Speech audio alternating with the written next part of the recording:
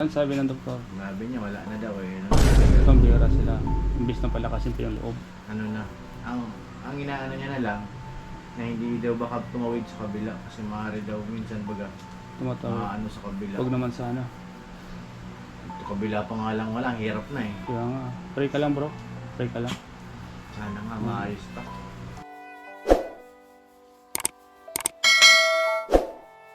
Sumali po ako. Pasalan po natin si Pure Health. Nandito ako sa chapel mga kalinga po. Medyo mainit po ngayon mga kalinga. At maganda yung panahon. Dito po ang daan pupunta kila Pure. Ganda nga po sa inyo lahat mga kalinga. Medyo kubat yun ah.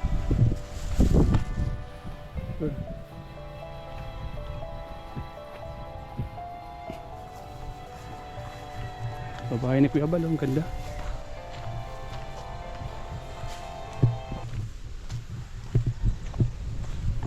Babae na Pure Health mga kalingap. Ako lang siguro yung huling pumasyal dito mga kalingap kay Pure Health.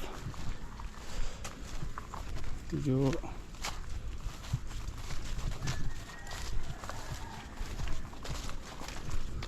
ito na.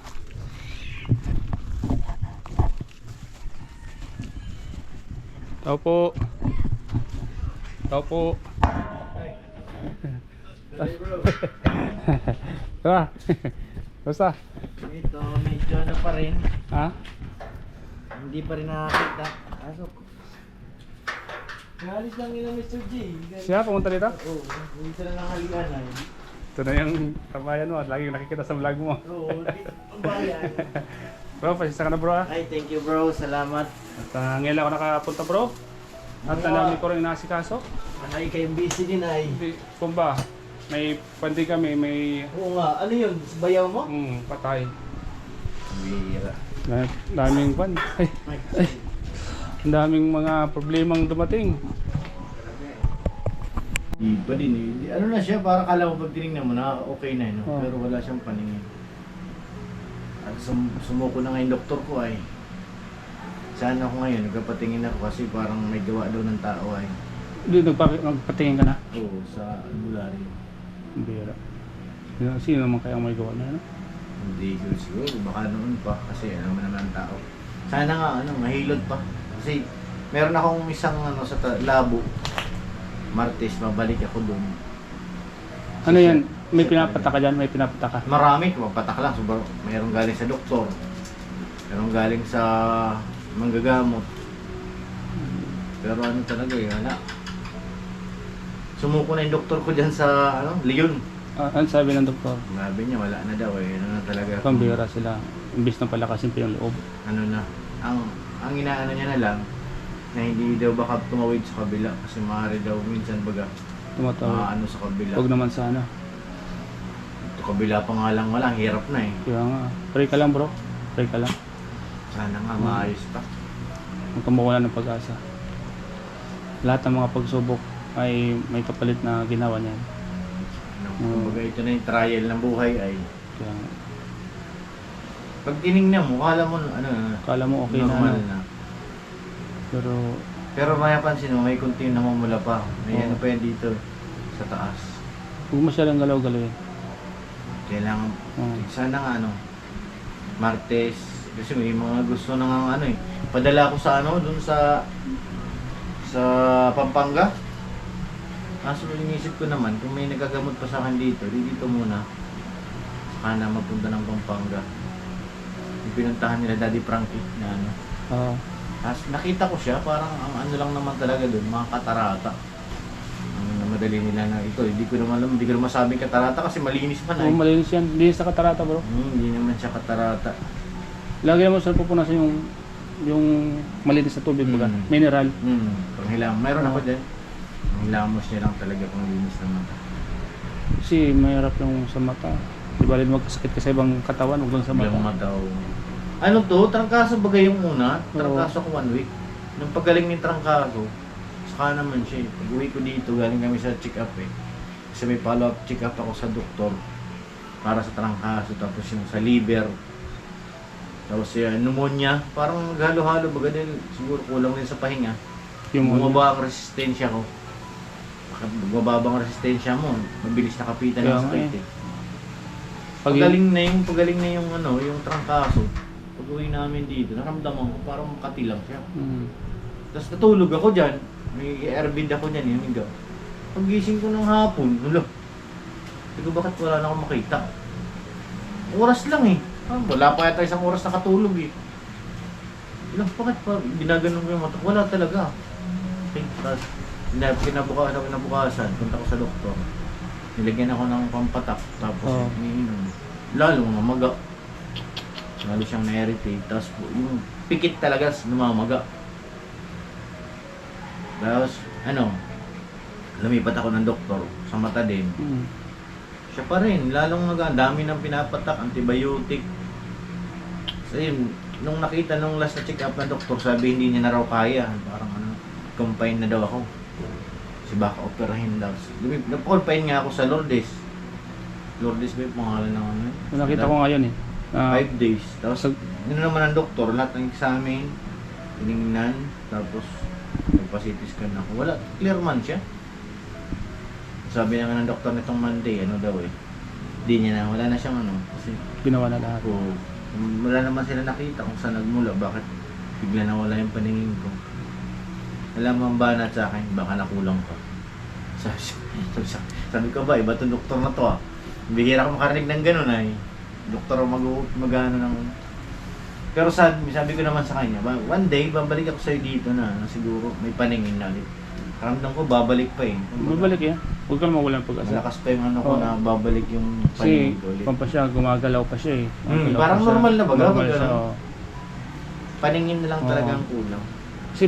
Kasi pag alam mong di na yan makakita, hindi yan magalaw. Pinaka-steady na lang Steady talaga lang siya. Hindi yan magalaw. Kasi yan, sumasabay eh. Sana nga. Huwag ka lang mawala ng pag-asa bro. Oo. Pray ka Pray lang. Oo. At lahat naman yan eh, may kagalingan.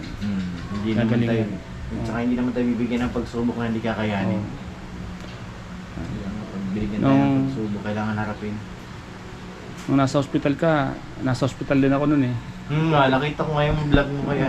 Kay Sa Bea. inisip ko, sino kaya nasa hospital? Ano ba dala sa hospital? Yeah. Hindi na pala, bumigay talaga yun. Bumigay. Bumigay siya, hindi kinaya. Kung man siya, ang ikinamatay niya, hindi yung sa pagka high blood niya. Ang ikinamatay niya, yung pneumonia. Na napiktuan na kasi, di ba, NG3 na yung pagkain niya. Yung tubig sa baga niya, na-stuck. Na-stuck na. Kaya yung pneumonia na yung kinamatay niya. Nagkaroon din ako noon eh, pneumonia. Kaso yun ang inano sa kanang doktor na in 1 week, kailangan maklear siya. Ang isawa ng Diyos, maklear man. Thanks God. May harap pag nasa hospital bro, ano? Ay, hirap. Hindi hirap. Una-una, iniisip mo na yung bayaran. Paano na bukas, pambihira. Lalo pag private, Diyos ko po. Buti nga, nandyan lahat ang suporta ng Kalingap. Sila, napunta baga doon sila. Padaay sila ng Kapides. Andun na. Lomar. Napapanood ko lahat ng vlog mo. Lakas ng nila doon. Kaya paglabas lahat. ko, 10,000 na lang yata ang natirang utang. Basta bro, lakasan mo na loob mo. Walang ka lang. Manalik ka lang. Babalik yan. Balik kasi. Babalik yan. Hirap din Huwag talaga po. Huwag ka lang pangina ng loob. Trinay ko mo po kagabi sa driver sa harap.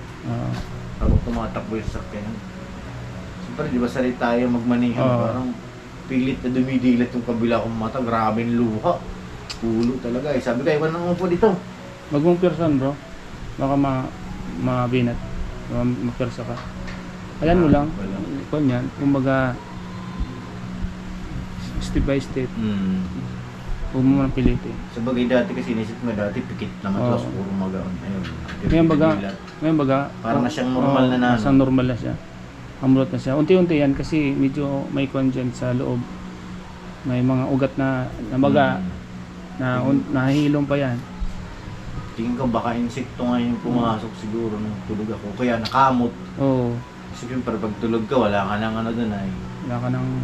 Yung mo alam kung kinuskus mo na yung mata mo. Kaya nga. Ang bilis, oras lang talaga. Ang bilis ng Isang pangyayari. oras, 2 oras, wala na. Ano na siya? Gio! Okay lang yan, nagsilabas ah. Okay lang.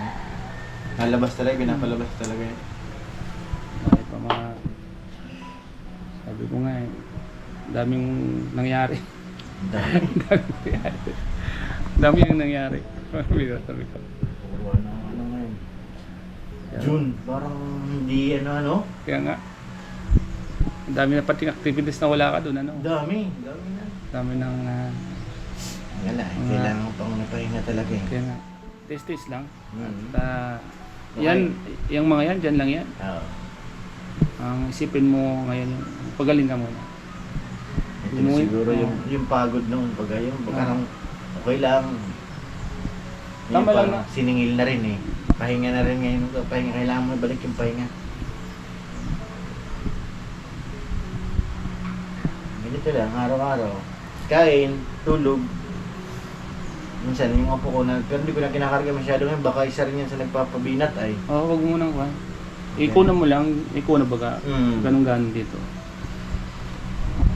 Pag umiyak na eh, hindi ko muna titingin, doon muna sa nanay niya. Pag nakikita ka, hindi ko matiis pag umiiyak na eh, sumasama na. Sanay pa naman tayo sa labas, ano? Oo nga, parang nakapanibago talaga eh. Pag sanay ka sa labas, mapupungot ka sa bahay mo pag ganito eh. Araw-araw nasa kalsada. Libangin mo lang sarili mo dito. Gawin mo lang yung katulad ng ginagawa mo, yung mga vlog mo baga. May pilot mo lang sa asawa mo. Yan na lang. Sipin mo na yung pagaling mo, bro.